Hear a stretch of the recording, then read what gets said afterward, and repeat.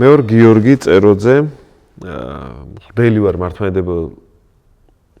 მართლმადიდებლურ ეკლესიაში, საქართველოში. და ახლა უნდა ვილაპარაკო ჩემ რჩეულ ფილმზე,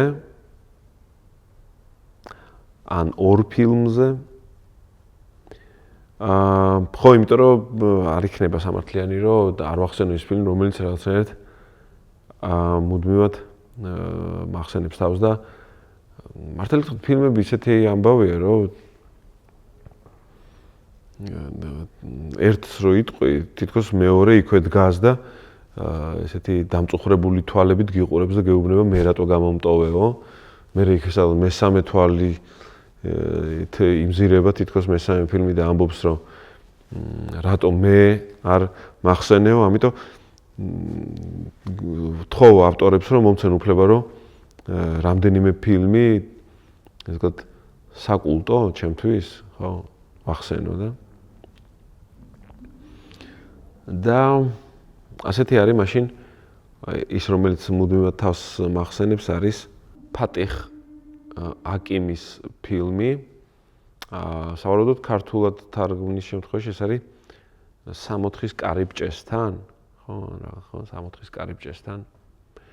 და რატო არის ეს ფილმი ჩემთვის ასეთი მნიშვნელოვანი და ეს ამ რეჟისორსაც ბევრი სხვა ძალიან საინტერესო ფილმი აქვს და რატო გახდა ეს ფილმი ჩემთვის ასეთი საინტერესო? იმიტომ რომ განხილულია აბრაამის და ისააკის ისტორია. და ისტორია თქვენ იცით, პრინციპში ესეთი ქვაკუთხედია მთელი ქრისტიანობისთვისაც და ბიბლიური რწმენის ადამიანებისთვისაც. აბრაამის ისტორია ბიბლიური რწმენის ადამიანებისთვის არის ქვაკუთხედი. და ამავე დროს აბრაამის ისტორია გადაულახავი, ესე ვთქვათ, ზღვარი გახდა მათთვის, ვისაც სურს, რომ ღმერთი დაიტოვოს გულში, მაგრამ აი ძველი აღთქმა და ეს ისტორია ვერ გასცეს ამ ისტორიას პასუხი. მაგალითად, ჟოზე სარამაგუ მახსენდება და ბევრი სხვაც ალბათ, ხო, რა თქმა უნდა. მოკლედ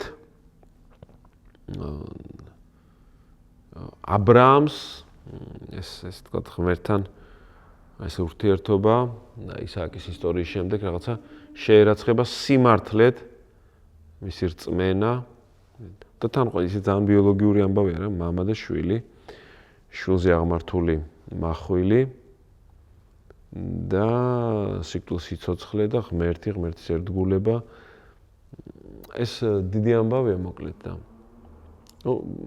ალბათ მაინც უნდა ვთქვათ, რომ რა ამბავი არის ეს, რომ ხო და მოკლედ ამ ფილმში თავარი გმირი მამაზე გულნაწყენია და მამასთან გაწყვეტს ყველანაირ კავშირს.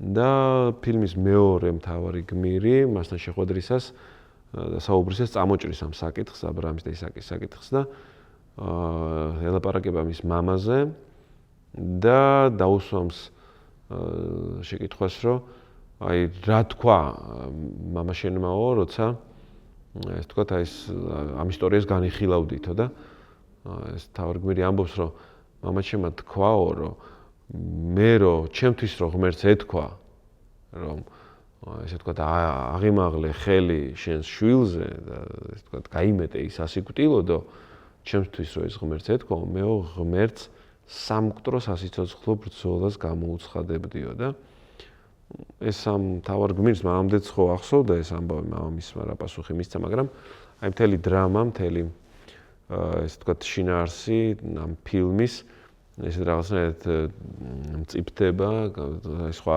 ახალ შინაარსებს ბადებს, შეიძლება ასეც ითქვას და გადააფასებს ესე ვთქვათ, ეს თავარი გმირი თავის ძველ პოზიციას, ხელახლა როდესაც ამ ამბავს გაიხსენებს, მამის პასუხს როდესაც გაიხსენებს და აპატიებს და სრულიად აპატიებს და შეურიგდება მამას და აპატიებს და ესე ვთქვათ, აი მოხდება ესეთი გადააზრება მოკლედ რა, წყენის ამ მამაშვილური ურთიერთობის. და პრინციპში ორივე პასუხი, ესე ვთქვათ, ერთ შემთხვევაში ა ブラ ამი ჩვენ ხედავთ, რომ ხო, პარადოქსი რა შედა, რატომ მაინტერესებს მე ეს ფილმი, რომ იქ ა ブラ ამი დასთან ხვდება ღმერთს, უბრალოდ რომ ხო, დასთან ხვდება ღმერთს, რომ მსხვერპლად შეწიროს ისააკი. და აქ ამ ფილმში ამ თავარი გმირის მამა პირიქით, ასე ვთქვათ, კატეგორიულ ვარს ეუბნება ღმერთს იმაზე, რომ ასე ვთქვათ, მოკლას საკუთარი შვილი. ხო, მაგრამ შედეგი ორივეგან ერთ-იგივე დგება, იმიტომ რომ ასე ვთქვათ, ერთ-იგივე მიზანი მიიღწევა, ორივე შემთხვევაში ერთ-იგივე მიიღწევა, ერთ-იგივე მიზანი მიიღწევა, იმიტომ რომ ორივეგან სიცოცხლის წყაროდ აღიარებულია ღმერთთან გულწრფელი და დობით სავსე და გულწრფელი ერთ შემთხვევაში დობით არა, ერთ შემთხვევაში დობით სავსე არა, მაგრამ აი, მოკლედ გულწრფელი ურთიერთობა რა. ღმერთის უპირატესად, ღმერთთან ურთიერთობის უპირატესად მიჩნევა, ღმერთთან ურთიერთობის უპირატესად მიჩნევა არის ერთსაც და მეორე შემთხვევაშიც სიცოცხლის წყაროდ აღიარებული.